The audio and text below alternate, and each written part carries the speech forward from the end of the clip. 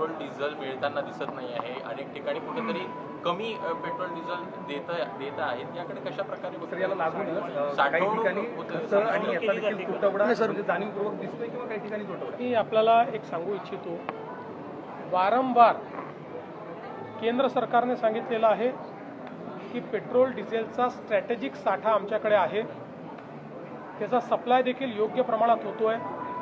पण विनाकारण जेव्हा पॅनिक तयार होतो आणि पॅनिक तयार झाल्यानंतर आपलं सप्लाय चेन कशी असते, आपली supply chain he over the years he evolve झालेली सप्लाय चेन असते.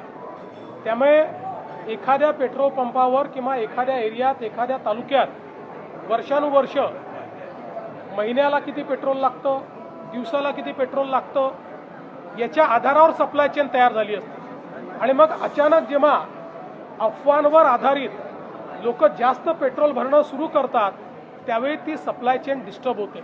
याचा अर्थ साठा कमी असं नाही आहे, तर अशा प्रकारच्या पॅनिकने, उदाहरणादाखल आपल्याला माहिती आहे की एखाद्या बँकेमध्ये जर लोकांनी एकाच दिवशी पैसे काढणं सुरू केलं तर ती बँक पैसे देऊ शकत नाही, कारण त्यांचे पैसे डिप्लॉयड असतात. तशीच परिस्थिती आहे.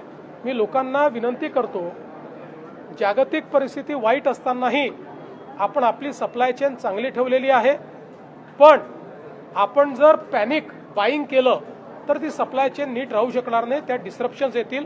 त्यामुळे सगळ्यांनी पेट्रोल ऑप्टिमली वापरावं आणि सप्लाय चेन डिस्टर्ब करू नये, अशा पद्धतीनं अफवांवर विश्वास ठेवू नये, अशा पद्धतीनं माझी विनंती आहे.